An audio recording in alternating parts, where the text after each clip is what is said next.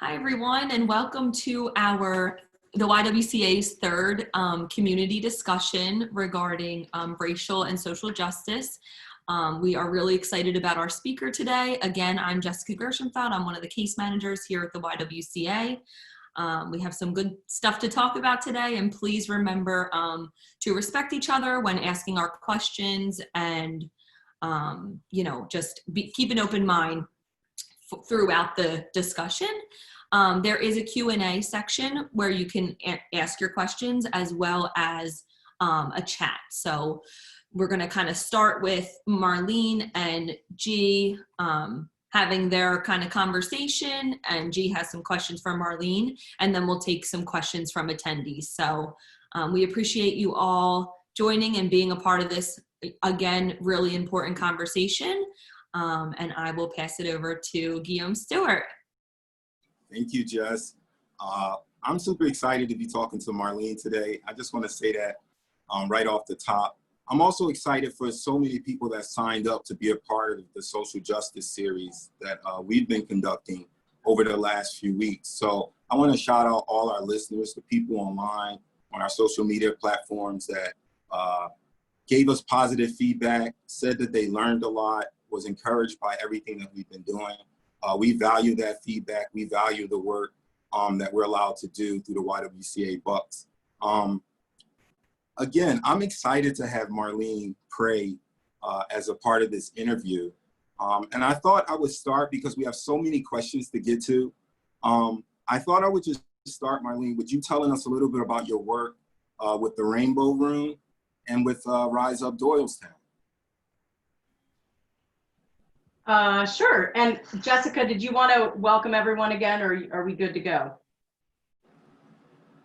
No, I'm not sure. It's only showing 34 attendees, and I know that we had a lot more registered, but I think, as people continue to log on, they can kind of join as they're coming. It keeps going up every second. It's at 37 now. So I think it'll continue to go up. Okay.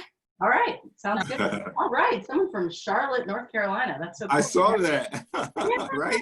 Right on. And I see some of my favorite human beings on that list. So thank you so much, Jessica and G, for having me here. It's just amazing to be here. I feel so grateful for the YWCA for your totally crystal clear and unapologetic mission statement of empowering women and eliminating racism. It actually was like a wave of relief to me when that change and that focus of vision came through from the national organization many years ago. And so I'm just thrilled to be here and be part of it, and humbled as well.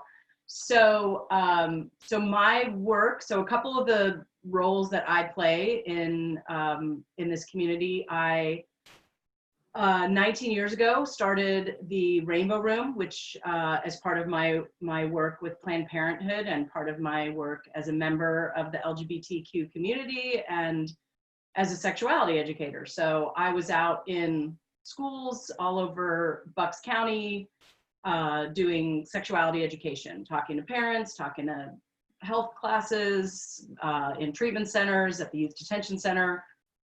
And I believe that two of the most important and difficult conversations for parents, particularly white parents, to have with children are around race and sex.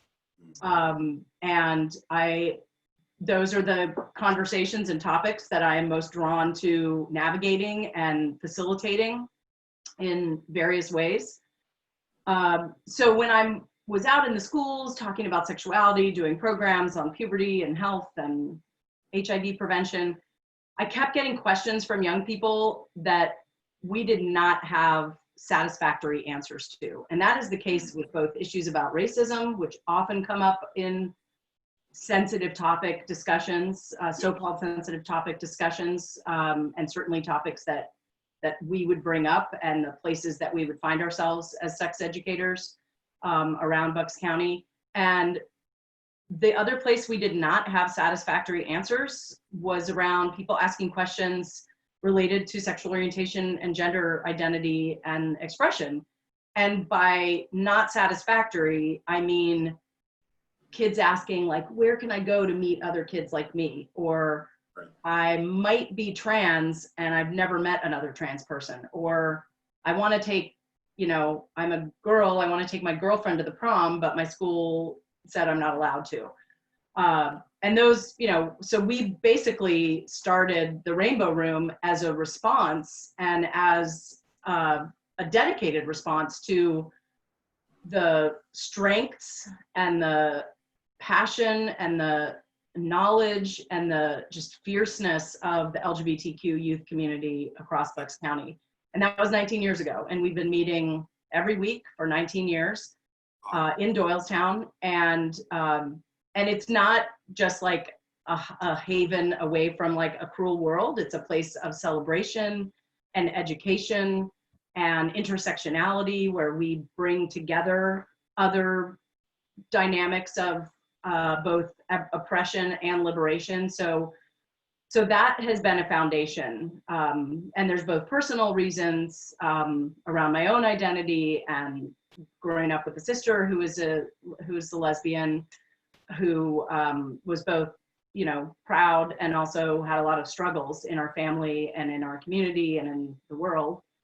But it was also really very much in line with Planned Parenthood's mission of, you know, of providing medically accurate, age appropriate, you know, advocacy and sexuality education. So that's one part of what you asked, is about the Rainbow Room, and the other about Rise Up Doylestown.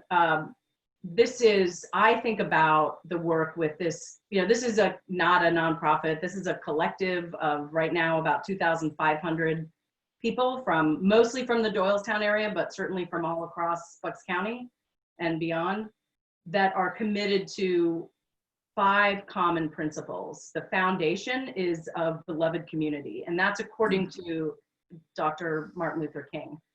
And not according to the whitewashed version of him, but according to the roots of ending poverty, militarism, and violence, and ending white terror. So, and doing that and calling that beloved, you know, he had a name for it based on his own principles and his faith about beloved community.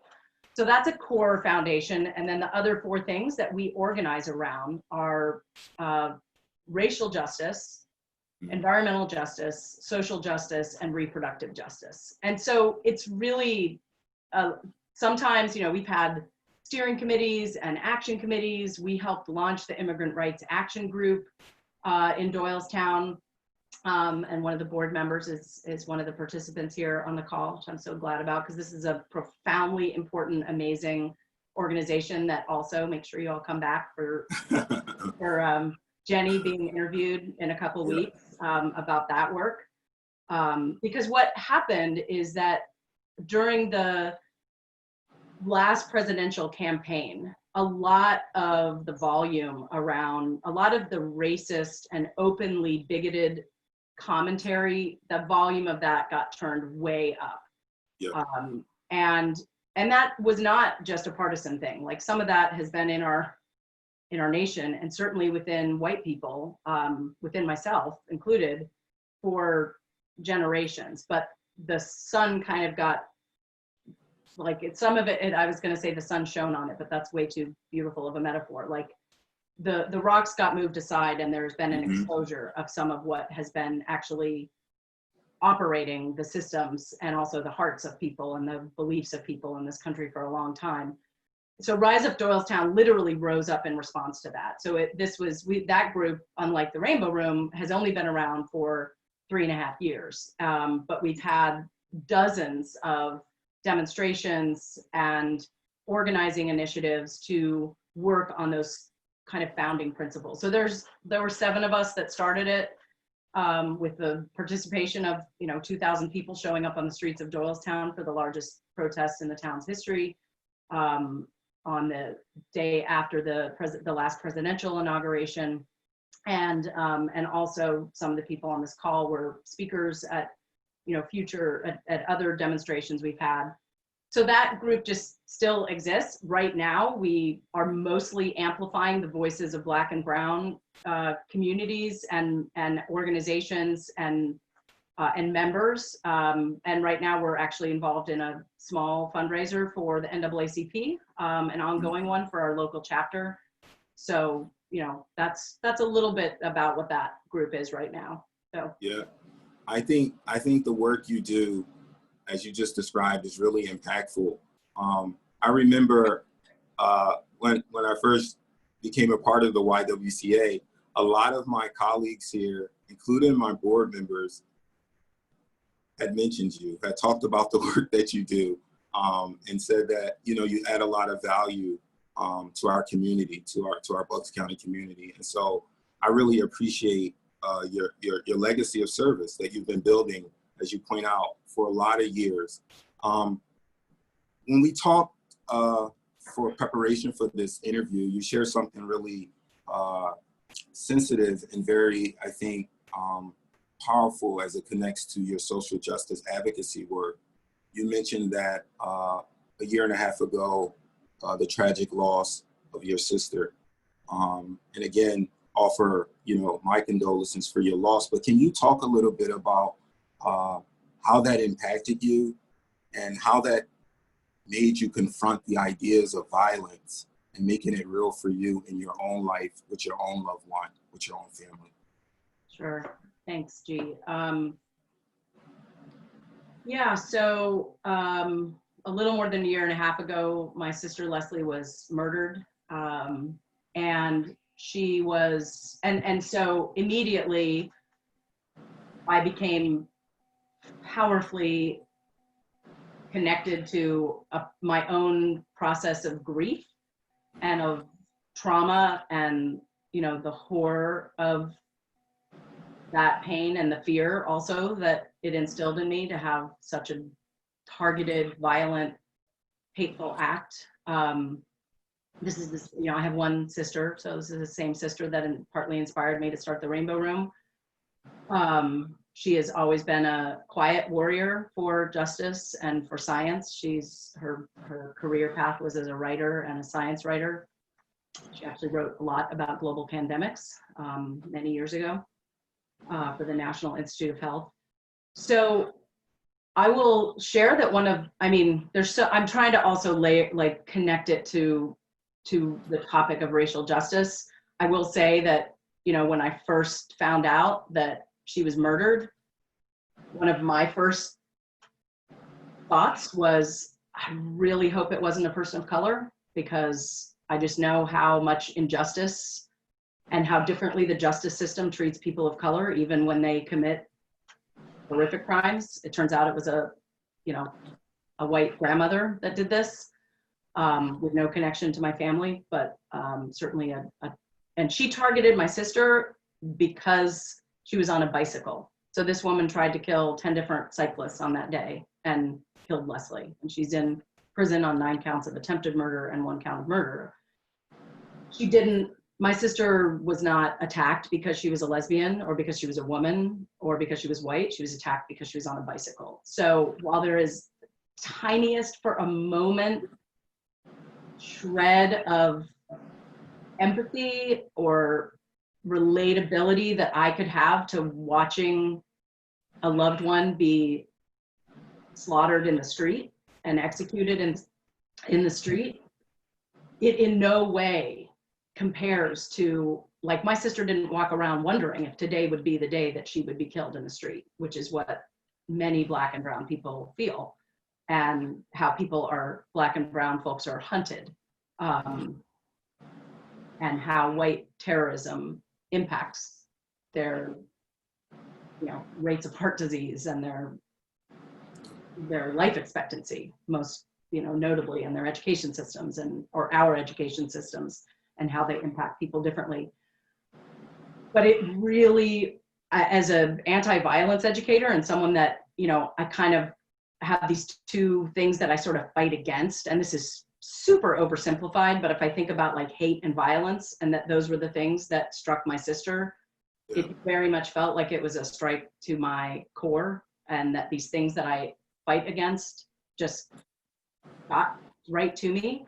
One of my dear friends who works for the DA's office in the town where this happened, which is in California, where I grew up, is a Muslim woman of color. We went to school together. She's amazing. She's been a source of support for me and my sister-in-law, who's a widow now, through all of this. We had some conversations right after that about some time that she had spent in Rwanda. I'm pretty sure it was Rwanda, around the rape and murder and assault of people. And we talked about, like, this was a opening for me of realizing that there's a lot more in the shadows. There's a lot more that needs to be uncovered about the violence and hatred within humanity than what I had previously faced. So I don't know if that's exactly where you were wondering. Well, anyway, that's just, there's a there's a heaviness to the world that I did not experience before, and that is, a tiny shred of the daily reality that many people of color are aware of, yet I can't speak for that because there's so much resilience and faith and love. I mean, I've heard so many people say it's a good thing, that Black folks just want equality and not revenge. Because, and I feel the same way about, why I want justice and safety, but I don't want revenge to this person who murdered my sister. So yeah, I'll leave it at that. No, I appreciate you sharing that with our listeners. I found that very compelling because you took this tragedy, this horrible loss, and turned it into service and found a way to give voice to it in a very profound way. So I'm really grateful for you sharing that with us, Marlene. I think that's really powerful. I think we got so many people interested in this topic because they wanted to know, how do I become an ally? What does being an ally mean? And I think we're going to explore that question a lot, and people are going to walk away with the answers that they need. But the first question I wanted to ask you, Marlene, is, are you a racist? Yes, absolutely. I am a racist. I participate and function and benefit from a system of racism and of, whether we call it white supremacy, although we are in no way supreme. So white terrorism is sometimes a more appropriate term for the system that we live in. And I really think it's important, and one of the actually really important parts for white people of lessening the harm that we do to people of color is that we can distinguish between what it means to be a bigot and what it means to be racist or a racist. So I am not a bigot, so that's one small way of reducing harm, is not being like an openly hateful person towards certain people because of their identity. And specifically people that have less power than me. However, racism is not, I think this is just so important because a lot of what white folks think, a lot of what we think is that if we're just not being assholes, that we are like not contributing to the problem. And that could not be farther from the truth. And like that's, yeah. And we shouldn't even, like, no one gets a congratulations or deserves one for not being a bigot. But, and I don't even, I feel a little squeamish and uncomfortable even being praised for also doing anything to lessen harm for Black and brown people, because it's not a praiseworthy venture to be trying to stop in some ways the harm that my people, even though I'm a first generation citizen, and I'm a dual citizen also of Canada, but even, which is also not free from white terror and white supremacy for sure, and racism, but that my ancestors, that people who look like me, that other white folks, like I am not free from the legacy of what these folks have done. So I know one of the things we talked about, Guy, is that this piece of our humanity that gets, so white folks traded our humanity in order to gain white terror and white supremacy and white superiority. That's part of the history of the founding of the United States. And so whether it, I can look at, sort of my family more broadly of other people from the lands that my ancestors came from, of Ireland and Scotland and Holland and the Netherlands. And that when they came to this country, they traded their Irish, a lot of their, in my case, my family's Irish, Scottish, Dutch culture in order to assume the role of a white person, so that, unless they still maintained an accent and maybe a few practices that they held on to, most white people have been willing to trade those, or the majority of them, in order to gain this power over other people, and of course also to annihilate the indigenous people whose land this is, and steal African people in order to enslave them. So now, of course, I can't even remember the question you asked. Something about, oh, am I racist? So yeah, so Yes. that process is part of why I am a racist, because I have inherited this white privilege that is totally unearned. That is, it's also dehumanizing. That was the piece I was adding. But it's, for me, as well as oppressive and damaging and violent and lethal to people of color. But I can function any moment in that. I can, I can do what I can to minimize harm all the time. I am never free of harm as a white person. I am never a completely safe white person. One incredible, leader that talks a lot about that does workshops and writes books on it is Catrice Jackson. Talks about how there's no such thing as a good white person, but that we can constantly be working to minimize the harm that we do. So yeah, racism is white, is this race prejudice, these automatic, implicit biases that go through our brains, that the way we're raised to think about people, and whether we realize them or not, that's part of the implicit part, plus the economic power that we've inherited in terms of every institution and system being largely controlled by white people, largely set up during the so-called building of the United States. These systems were set up primarily to benefit white people, and most of those systems have not been radically altered.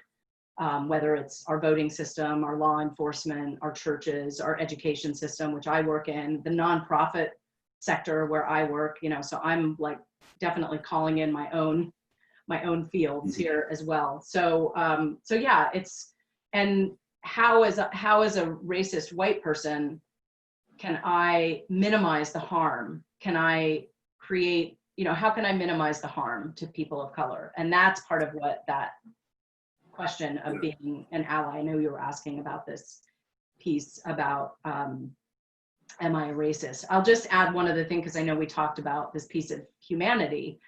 Mm-hmm. And I do think it's really true and important, and this is not something I came up with. This comes directly from my training and organizing with an organization called the People's Institute for Survival and Beyond, and I definitely recommend folks look them up.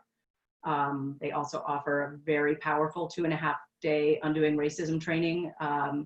We brought them here to Doylestown 20 years ago for a training, and I've worked with them a lot over the years.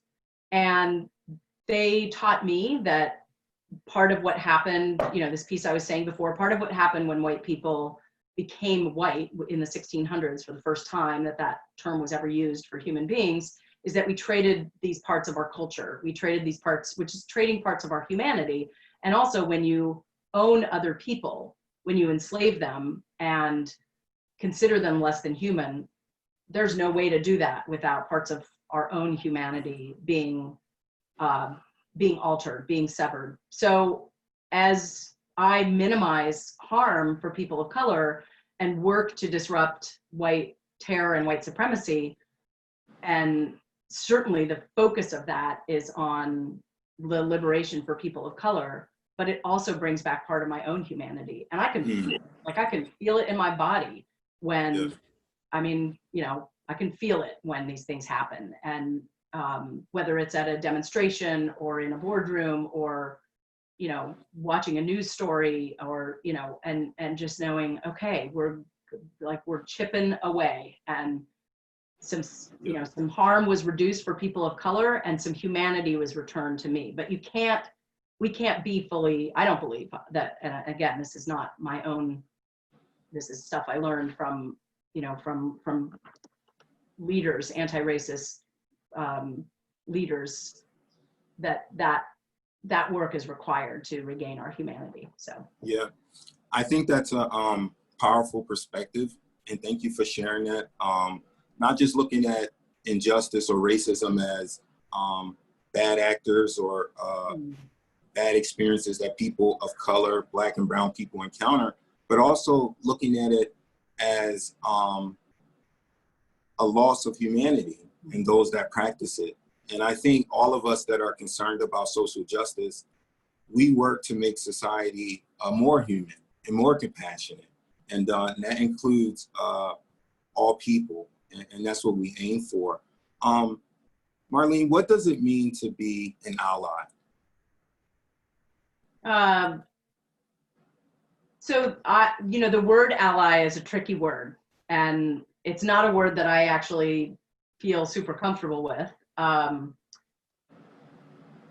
that's okay. So there's a spectrum that is sometimes talked about in racial justice work and in DEI, diversity, equity, and inclusion work, and sometimes in, you know, cultural sensitivity trainings, all of which are just filled with potential problems and solutions and harm reduction. But there's some questioning of what of the concept of an ally, and that some folks within the racial justice field feel like, I don't actually, like folks of color have said over and over, I'm not interested in white allies. I want accomplices. An ally is someone that, like, potentially could be can sort of perform allyship, like their social media posts or the occasional, you know, and I'll speak for myself, like a couple years ago, I put up a Black History Month display with the, you know, help of a few other folks from Rise Up Doylestown at 2 schools in Doylestown, and some of the other members put them up at other schools in the Central Bucks School District. If that's all I ever do, and I'm not also, you know, and for one thing, it would be performative if I like put my name on it or posted a picture of me in front of it on social media. And it would be a better stand, I believe, to post a picture of it on social media that's not connected to anyone's name. So for example, doing it through Rise Up Doylestown, look what's posted at Lenape Middle School, you know, please everyone take a look at it. Here's some resources to do more. So there's these ways that we perform allyship that can feel like they can feel good to the so-called ally. So in this case, they can feel good to a white person. If it's around issues of sexism, they can feel good to a man to say, like, I showed up for that, I put the pin on, I interrupted the sexist joke. Or, you know, to an ally of LGBTQ plus people, it can be literally wearing a pin that says ally with a rainbow, or, you know, showing up for a few things and saying, I love you, I'm always here for you, you know. And I'm not trying to diminish how much those actions mean, but they are not necessarily they're not necessarily reducing systemic and the daily harm that oppressed or marginalized people are experiencing. So an accomplice, you know, has this like connotation of being a little bit of a troublemaker. And I, you know, certainly think of the good trouble, as, you know, as Representative John Lewis would say, that we need to be causing some good trouble. So it's also putting ourselves, like, so it was, this again is from the People's Institute. They had this, you know, it's just this one quick moment in all the workshops and trainings I'd been to and meetings with them, where they talked about like, if white people feel like, and I don't mean to have like a rate, like if white people feel like their power is here and people of color is here, and when a lot of white people think about creating equity and justice, it feels every time like we're going for this, which is equity, it feels like that. It feels like every loss is like, oh, I just lost everything. Or if affirmative action is instituted at my school or my workplace, I'm gonna actually be in worse shape. And just footnote, the main benefactors of affirmative action have always been white women. So even the intention behind that in the 70s didn't result in the outcomes that were hoped for by Black and brown folks. So being an ally, being an accomplice, and I'll just say whatever the term is, you know, being, and you know, like this is, I have a visual aid here. This is a book by Catrice Jackson called Antagonists, Advocates, and Allies. The Wake Up Call Guide for White Women Who Want to Become Allies with Black Women. And so, you know, there's just, first of all, great book, white folks, white women, definitely check it out. But even, you know, even so that whether you're an activist, an advocate, an ally, an accomplice, a co-conspirator, what it means to, I think what you're getting at is not what I just did, which was like a mini lecture on terminology and jargon, but what does it mean to actually stand up and show up for people of color as a white person around issues of racism? And also, it's not just around racism, it's also around anti-Blackness, because certainly other people of color also perpetuate anti-Blackness. And that's not the same thing as racism, but it's one, you know, it's a very specific and important to identify phenomenon. So there's so many different things that, I mean, I will just say that some of the most important things, which is like the opposite of what I'm doing right now, is shutting up and listening to Black people. And I know we already laughed and talked about it. Yeah. You're on, so I want you to talk. But, right. And you know, there was a beautiful example of it on Saturday in Morrisville. I was invited and so like just profoundly inspired by a group of residents in Morrisville led by 2 Black women who had a Black Lives Matter protest there on Saturday, and there were like 300 people there. It was incredible. It's the first thing like this that's ever happened in the Morrisville community. And at one point in some of the organizing, we had Zoom calls like every other night for a couple weeks, I think. And there's a white guy, an amazing co-conspirator or accomplice who's on the leadership team. And you know, at one point we were talking about like, who's going to speak and when are we going to speak and who's going to say this? And, you know, he really clearly stated, I'm not going to, you know, I'd feel better if someone introduced me that I was invited to speak rather than just like our next speaker is, because it's really important that we're intentional about how we pass the mic and how we take the mic, and how like white people literally made the mic, like figuratively, you know, like metaphorically. And, you know, so that to me was a really beautiful example, or not just a beautiful, I mean, you shouldn't need praise to just do the right thing and to minimize harm. So he was doing the right thing by saying, I'm not going to take the mic unless I'm invited to. And, you know, and that was a constant navigating of even putting on that, you know, pulling together that protest, is really making sure as white folks that were invited into it, and all of them were community members except for me, that we are taking our cues and checking in about them from the folks of color. And I'll say another really important thing is, even I know that places like the NAACP have had a lot of new contacts since the recent uprisings. And that can really be a tremendous burden also on a small, fierce, you know, nonprofit that suddenly like, oh, what can I do? I want to get involved. How can I help?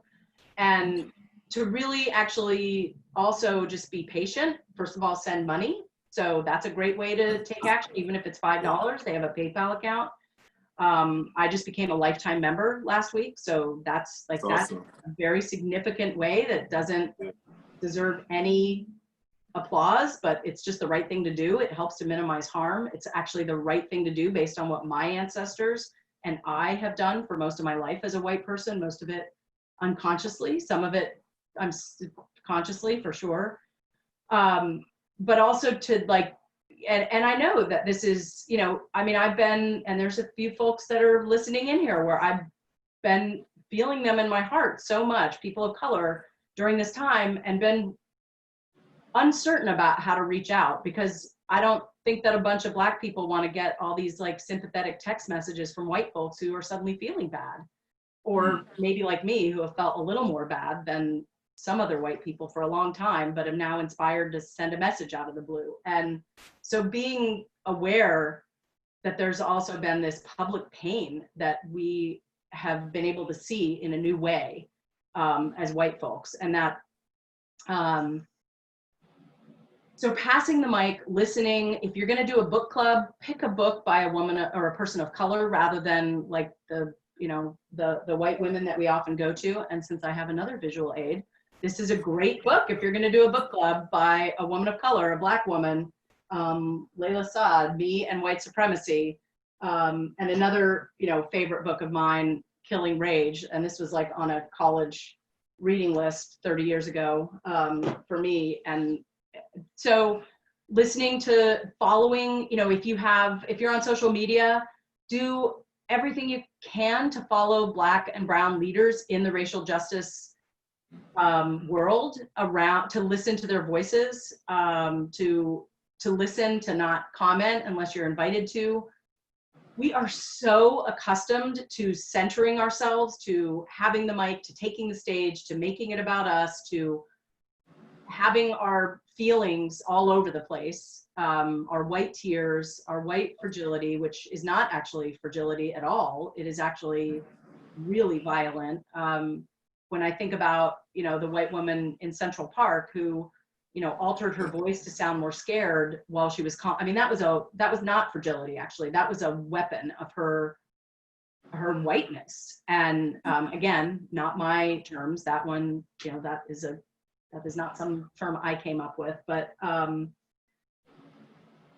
so, yeah, and you know, another idea that came up with a member of the NAACP maybe a year ago when we were talking on the phone, we were talking about how we can do more work in the schools, how we can do more work to have an anti-racist curriculum or policies or practices in place in our public schools. And she mentioned, and she's a Black woman, that she often during back to school night either does or wants to raise her hand and ask for details on how Black history is taught throughout the school year.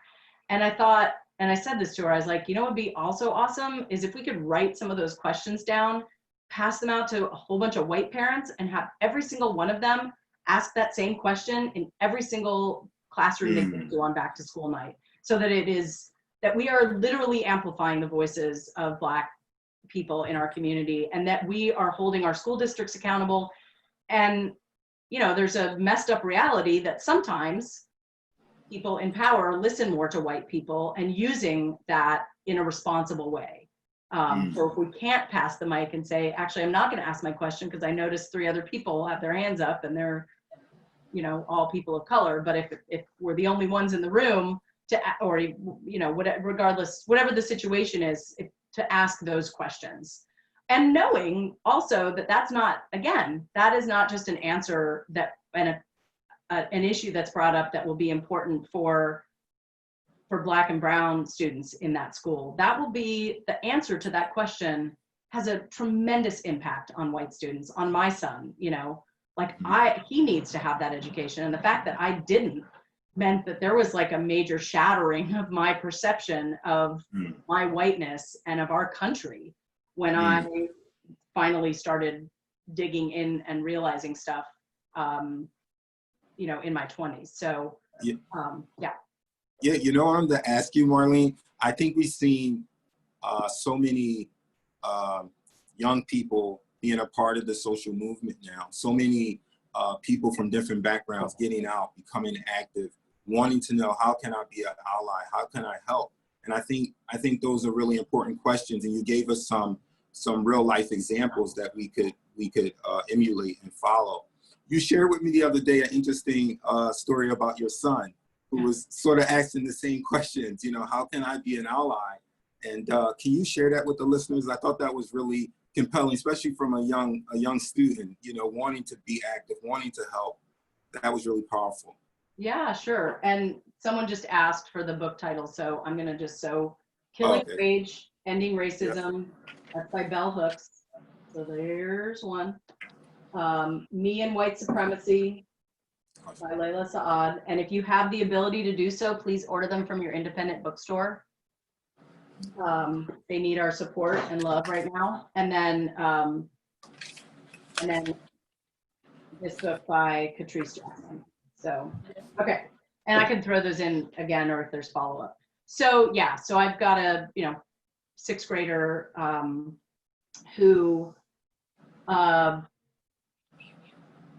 we were having a conversation about the N-word and about, do you hear it? And I was using a teachable moment because my awesome FedEx guy was called the N-word by a neighbor, and a whole group of us responded to take action around that. And so I use that to say, hey, this just happened. Here's what we're doing as a response. What are your thoughts on that? Like we reached out to the supervisor at FedEx to let them know, like, hey, can you offer, just want to check in on what support you offer for your employees when they face this kind of, horrible treatment, because this just happened to this guy that all of us know. He's been our FedEx driver for a long time and covers half of Doylestown Borough. And then we put out the "Hate Has No Home Here" signs all along that street, and there have been none, and now there's, a bunch of them there. It's not enough. It doesn't actually necessarily make him safer or make him less likely to be harmed. Some of that was a little bit about making us feel better about this gross thing that one of our neighbors had just done. So I just want to own that as far as what we sometimes think we're doing as being allies when it might not actually do anything to reduce harm. So I was sharing some of this and some of my concerns and my wonderings about it with my kiddo, and said, so what would you do if you heard someone use the N-word? And some of what and this is part of coming back to these difficult conversations for parents. And it's obviously very different conversations that we have with our parents based on what the color of their skin is. But the two of the hardest topics for folks often to talk about are race and sex. And they're two of the most important, and our lives depend on them. And differently based on our so-called racial group. But so one of his first thoughts was, well, if they can see my face, I would make a face, like a face that looked like I was disgusted. And I was like, oh, okay, show me that face. And he's like, maybe I was like, okay, right. That's really good. What about if it's not on that? And he talked about playing a video game where sometimes there's a lot of people on at once. And talked about the discomfort that he has, and there's other underlying issues that contribute to his own discomfort, but of calling someone out, and I talked about the difference between calling someone out and calling someone in. Like if it's someone and you weren't able to say anything in the moment, could you come back later and tell them, hey, that thing you said, I did not like the use of that word, and I don't want you to use that again. He reported someone on one of the platforms, so reported that the racist language was used. I also told him about how this happened in a group of middle schoolers recently in Central Bucks, and that one of the kids reported it to Safe to Say. So the information, this is a anonymous tip line, the information actually got back to the school guidance counselor. Sadly, the school is not taking any action to even help, but if enough of these calls continue to come in and we continue to educate our school leaders and administrators, we can hopefully make some changes with how we respond to incidents when they happen.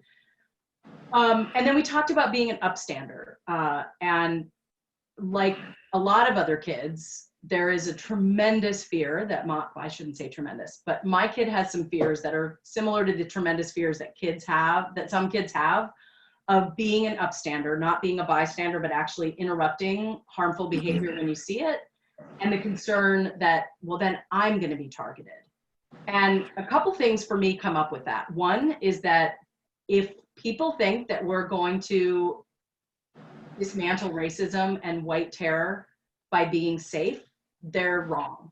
And we're going to just have however many more years of this problematic system that we have. And problematic is like such an understatement.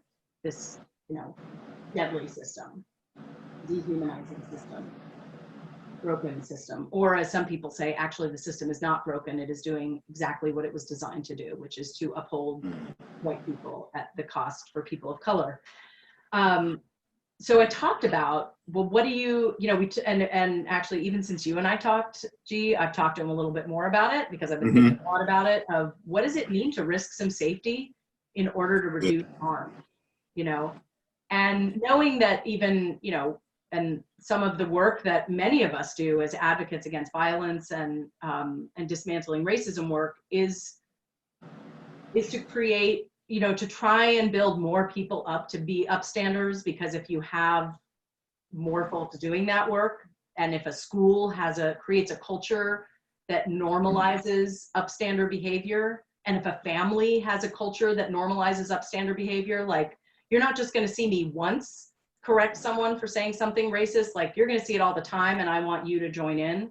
And we see the same thing in the other direction, which is that families learn harmful behavior and racist, bigoted behavior, or quiet, polite, silent acquiescence, and then often replicate what they see their parents or guardians do. So was there something, now I'm like, No. now I can't even remember what I had talked to you about with my son.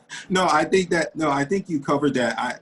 I just was excited because I feel like younger kids have a voice. Our youth have a voice, and we want to encourage them to be advocates and to be upstanders. And I want to say this: we're getting so many questions Okay. from our online platform, and I'm going to get to those questions. But one of them, right off the top, was, what are some action steps that allies should be taking? What are some action steps we could take as allies of social justice and racial justice in society? Some action steps. Okay, so, and are you speaking, I mean, I don't want to answer for people of color, because that's problematic for me to pretend to, I mean, that's, yeah. But I will say, certainly amplifying, listening to the voices of folks of color that are leaders in that are invested and have been doing the work around racial justice, and that's not for me to judge. And showing up, whether it's showing up certainly to protests, but also, I mean, that is not the only thing we should be doing at all. And in fact, that can be performative if all we're doing is showing up at public demonstrations, but showing up at school board meetings, showing up at council meetings of our municipalities, of our borough councils and townships and cities, showing up, paying attention, expressing our voice, writing, making statements, like the example of, who knows what back to school night, if there will be one, will even look like. Right. But using those moments to amplify, to find out what are some of the core needs that people that reduce harm to people of color, and then also in tandem with that, bring back some of the humanity for white folks, and together, and taking those steps. And I would certainly invite people to find local community organizing efforts and get involved. So that is a core one. So whether you are, and like thinking about Bucks County, you know, even long after I'm gone, the NAACP is still going to be going strong. They have a history of over 100 years of doing this work and of legal support. And I see or saw that Fred Haran is on the call, and he'll be next week's, I think next week. That's Matt is next week. But anyway, you know, like I know that the NAACP, and the reason I bring them up, is working with the Bensalem Police Department right now, and they're going to be working with other law enforcement agencies. And, you know, for example, a couple weeks ago, there was some really super vile, offensive graffiti spray painted just outside of Doylestown on a wall of our state rep, who is a big supporter of Black Lives Matter, Wendy Ullman. And it was very clearly done by, I mean, to me anyway, to those of us that do this work, it was very clearly done by someone that was an opponent of Black Lives Matter, but they were trying to put it up there to sort of make us look bad, because, and we've seen this, including in Lower Bucks, these posters that have been put around that have this really grotesque depiction of what Black Lives Matter means, and it's like about killing white people and just absolute complete nonsense and violence. I mean, this really is, you know, it's not to be minimized. This is, but it's strategically done by opponents of Black Lives Matter in order to try and say, look, we told you they were bad. And so anyway, when this was found out that this happened in Plumstead Township, the chief of police immediately said this was an anti-cop action. And those of us in the Black Lives Matter community in this area were like, absolutely not. This was actually done most likely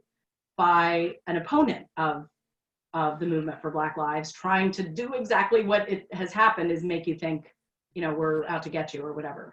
So we immediately organized a meeting with the chief. So less than 48 hours after that spray paint was found, we were sitting in the chief's office, 9 of us from Plumstead Township. I was the only one not from the township, including a family, you know, a Black family that was the primary, they were the primary leaders of this, and asked for help and asked me for help. So we worked together to bring people together. 50 people from Plumstead signed this letter where we could present it to him and say, we are not going to let our narrative be hijacked by hateful people. This is not who we are. We would not be spray painting this. And even if somehow it's discovered that it was someone that supposedly is supportive of Black Lives Matter, it certainly is not the representation of the movement, of the, right. So that was, you know, so, and the only reason that people found out about that, if they did, was because they saw it on Facebook, because that's where we did the organizing, was in the Rise Up Doylestown Facebook group. And folks are welcome to join if you're in the area or just want to see what we're doing. But joining the NAACP, following what the YWCA does, I mean, there you go. I love, Jessica, that you just popped your beautiful, there's eliminating racism right at the top of the screen. The Immigrant Rights Action Group is another very important organization to support. And again, come back for them on this same thing in a month or so. So getting involved in local community organizing efforts and talking to your kids about stuff and showing up, asking, what is the school district doing to address, you know, to implement an anti-racism plan in the district? And there's a lot of examples of what that even means that are out there. Google, like, do the internet research. Don't rely on your, you know, your beloved friends of color or the Black person that you meet that seems so open and ready to talk. Like, do the research so that we're not putting that emotional labor, unless we're paying people of color for it. But and there's certainly like workshops and stuff that folks can participate in that will, you know, the Peace Center is another amazing resource in the community. Yes. And you all are, you know, constantly have your finger on this pulse. Training for Change is an anti-racism training institute in Philadelphia, which is, you know, just right next door to us, that does incredible work. They have a 3-day workshop called Whites Confronting Racism that sold out in like 2 days. And it was written by people of color. They are the accountability group. They asked a group of white trainers to lead it. And all the funds and the benefits from that come back to the people of color. So this is a partnership. It's not a bunch of white people that just decided, I'm gonna reach my people. It was really done with with intentional accountability to the Black and brown folks that are part of that organization. That's done also through Training for Change, and they're doing it online, and have a waiting list for their next view. So those are a couple. Okay, what else you got? I think that's great. Jess is on, so that means we have a lot of questions. She has a couple of questions for you. Jess, you want to read some of the questions? Yeah, so G, we actually, and I know Marlene, we spoke right before this. I think you can see the questions too. We just have one question so far, a couple other just kind of good input as far as what Marlene has been talking about the whole time. But I think this question will give us some good things to talk about. So we have the question, can you share some strategies on how to talk to white friends and family who get defensive when discussing race? How do we break through the white fragility? That is a very popular and important question. Yeah. And also someone just wrote in vote. Yes, so momentary side note is not only vote, but organize to lift the voting restrictions that happen all over the country, because they are primarily targeting Black people and Black and brown people and people that are incarcerated. And so definitely engaging in our electoral process, and at every level, school board members, county commissioners, senators, all the constables, all the way up and down and inside and out. So strategies for talking to white folks who, well, I will say it is so important that that we don't give up on our family members. We don't give up on, that racist uncle and just think, I'm just going to block you and never talk to you again, because then we put that burden back on people of color to, or maybe on no one, those, stereotypes that person may have just are continued. So like, this is super simplistic, but one of the strategies, and this comes out of my training in domestic violence awareness and prevention, is that if you hear a stereotype, sometimes it helps to say, and I don't mean this in like a condescending way, but find a piece of that you can relate to, that maybe you used to think, like, you know what, I used to think that. I used to think this thing, actually. I mean, I have plenty of them, so I don't have to make them up, crap, racist things that I was taught to believe. And then I learned, what did I learn? And now I know. So I used to think, and then I learned, and now I know. So that, I like that. I mean, that's like so oversimplified that I'm almost embarrassed to say it, but I also know we're getting short on time. And really not giving up. And I will also say, and that, there's another really incredible process, and I'm going to forget the name of it, Courageous Conversations. And there's some folks out of Indivisible, Lambertville, New Hope are doing some of that work. And they are actually really working on having conversations, not where you just spew facts at someone and say, let me break down. Like, I always dreamed that I could just have this encyclopedia of facts. So when someone said, that's not what slavery was, I can be like, boom, boom, yeah. boom. But that doesn't actually get to the values that person has. Their values about their own internal, there's this thing called internalized racial superiority, and white fragility or white terror is part of that. And then there's internalized racial inferiority that is a concept of how folks of color start to believe in these stereotypes and prejudices that are perpetuated. So there's a lot of really good stuff out there about being able to kind of hold space for some, racist comments and how to talk to our white friends about it, but it's also exhausting. And, sometimes I just want to send every link and a whole list of books, but then I'm picturing this person going, oh my gosh, I just asked you this one question, and now I have all this homework. Well, also, if you don't have time, if you're too tired to read the book or do the work, then what you don't want to do is put that burden on people of color. That's where, there are probably going to be some folks, frankly, that are just not reachable. And then, but I've been amazed to work with people that have actually left the Klan and are now actively involved in bringing down racist gangs like the Klan, including here in Bucks County. So, okay. Final questions. Anything else before? That's what I was just sending out a little reminder if there are any Yeah. final questions.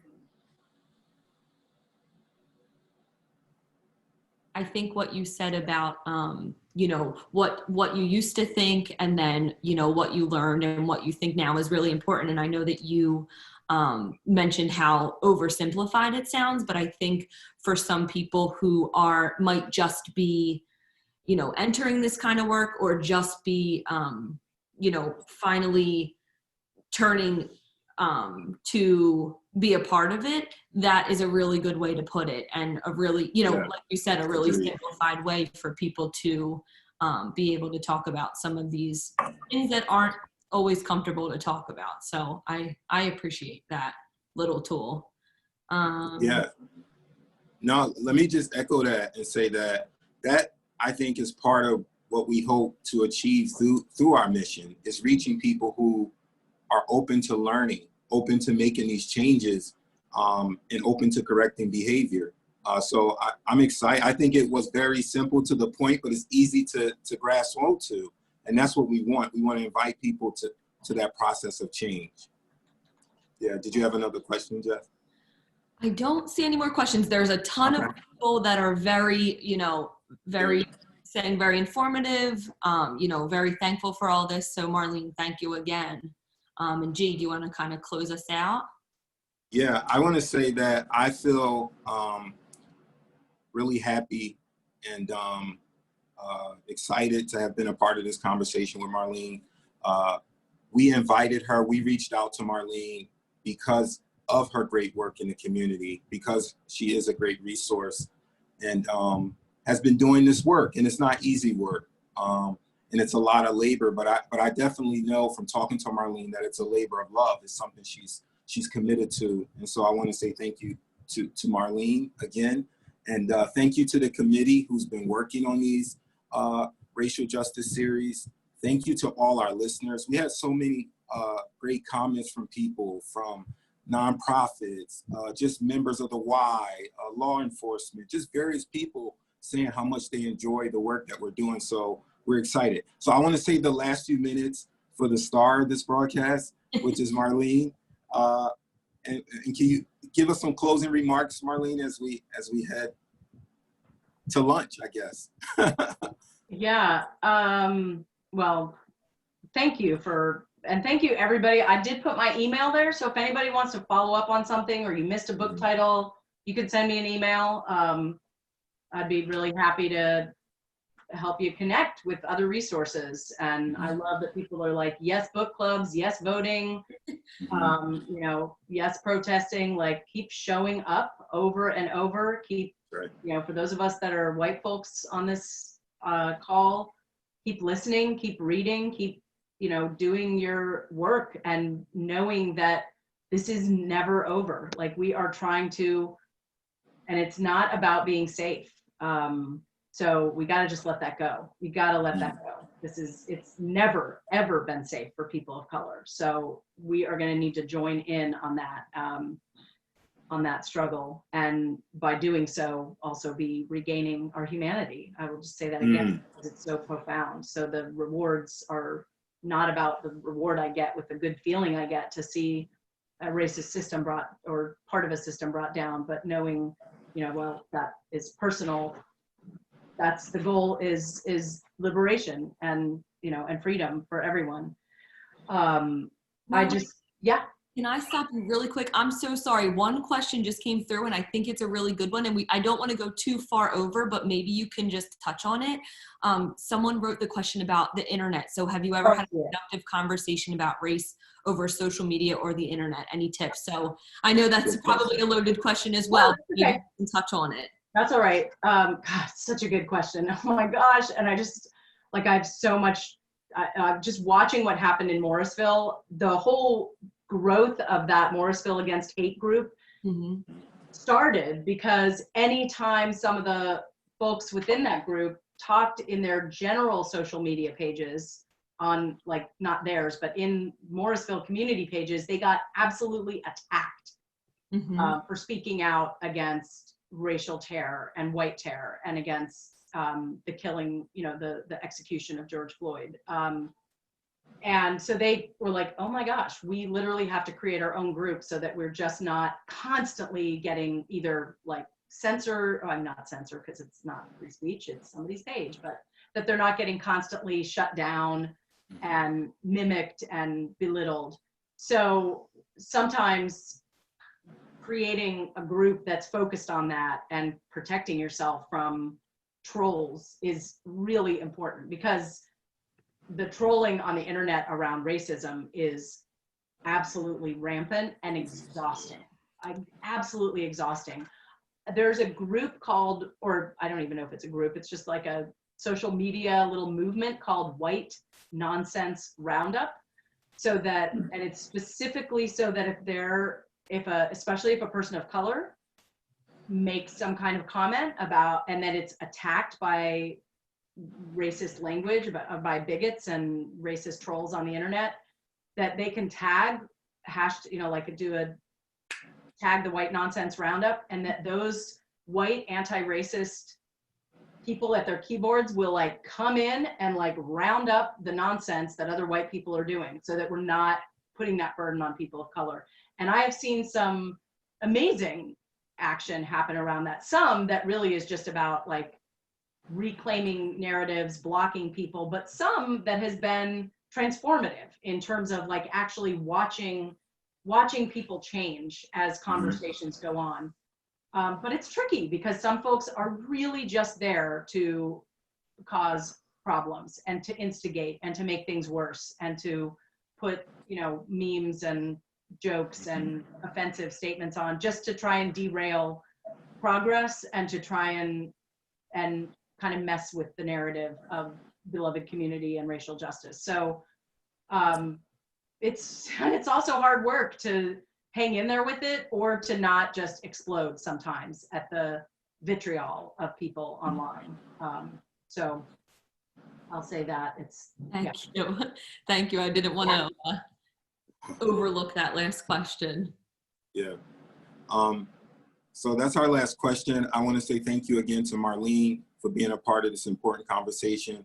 Thank you to all our listeners. I know that they learned a lot, got a lot of great information. All the folks that log on and support the YW, we appreciate it. All our community partners.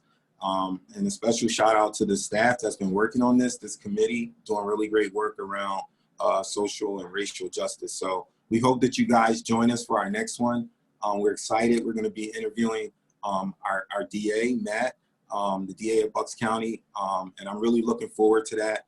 And I think it's going to be great. So see you next week. Definitely. Thanks, Marlene. Bye, all. Thanks. Bye.